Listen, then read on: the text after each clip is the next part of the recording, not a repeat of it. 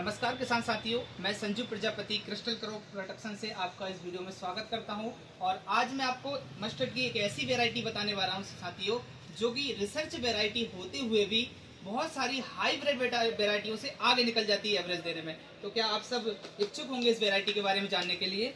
तो ये crystal company की जो वैरायटी है ओलिविया मस्टर्ड के नाम से ये मार्केट में मिलती है। और ये रिसर्च वैरायटी होती हुई मैं बार बार आपको समझा रहा हूँ कि कई सारी हाइब्रिड वैरायटियां इसके आगे हल्की पड़ जाती हैं। ये इतना शानदार एवरेज देती है। यदि हम इसकी बोने की बात करें कि इसको हमें कब बोना चाहिए, तो मस्टर्ड बोने के लिए हमें देखते हैं हिंदू मान्यताओं के अनुसार यदि हम बात करें तो मस्टर्ड हम नवदुर्गा से लेके दशहरे के बीच में बोते हैं, जो कि कहीं ना कहीं टेम्परेचर से यदि बात करें हम मस्टर्ड को किस टेम्परेचर में बोना चाहिए, तो हम जो टेम्परेचर की बात कर रहे हैं वो होता है 22 से लेके 28 टेम्परेचर जब आ जाता है उस समय हमको ये वैरायटियां लगाना चाहिए। यदि हम उसी समय लगाते हैं तो इसका परफेक्ट रिजल्ट और परफेक्ट एवरेज हम निकाल सकते हैं। एक अच्छे एवरेज के लिए हमने और क्या करना चाहिए, जैसे कि हम इसी पैकेट की बात करें ओलिविया की, यदि हम इसका 7 और 8 तक का एवरेज लेना चाहते हैं तो इसे क्या करना पड़ेगी। तो सबसे पहले हमें 1 बीघा में जो यदि हम पानी देकर ठेकर बो रहे हैं तो हमें 750 या 800 ग्राम इसको 1 बीघा में बोना चाहिए, जो कि 1 किलो का पैकेट हमारा आता है। और यदि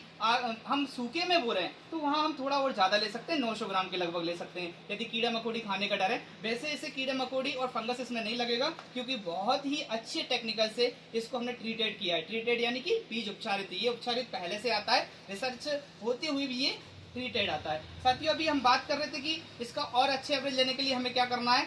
तो इसके लिए जैसे हमने 700 ग्राम जो बोया है, इसमें अगर ठेके बोए तो पहला पानी हो गया हमारा, और इसके बाद में जब ये फसल हमारी 30 से 35 या 40 दिन की होती है, उस समय जो डंडी चलती है, पहली क्रॉप जो सिंगल क्रॉप निकल के आती है, तो उसको हमने डंडी से तोड़वा देना है, ऊपर से तोड़ देना है। तोड़ने से क्या बेनिफिट होगा, उसमें अनेकों कल्ले और अनेकों शाखाएं और अनेक फुटान वो करने वाली है, जिससे कि आपको बहुत अच्छा पौधा देखने को मिलेगा, उसकी कई सारी शाखाएं मिलेंगी। और आप इस तरीके से पौधे को हाथ में नहीं ले सकते, इतना बड़ा और मैं कहूँगा बट वृक्ष जैसा वो पौधा बन जाता है यदि ये आप कर देते हैं। इसे तोड़ने के बाद में 2 से 3 दिन बाद आपको 15 से 20 किलो यूरिया और उसमें कोई एक आप जाइम ले लीजिएगा और साथ में सल्फर, ये चीजें लेकर डलवा दीजिएगा, तो इसकी तेल की मात्रा भी अच्छी बढ़ जाएगी और इसका वजन भी बढ़ेगा, कलर भी बहुत अच्छा आएगा। यदि आप ऐसा एवरेज निकालना चाहते हैं तो हमारे साथ आइएगा और ओलिविया का इस्तेमाल कीजिए।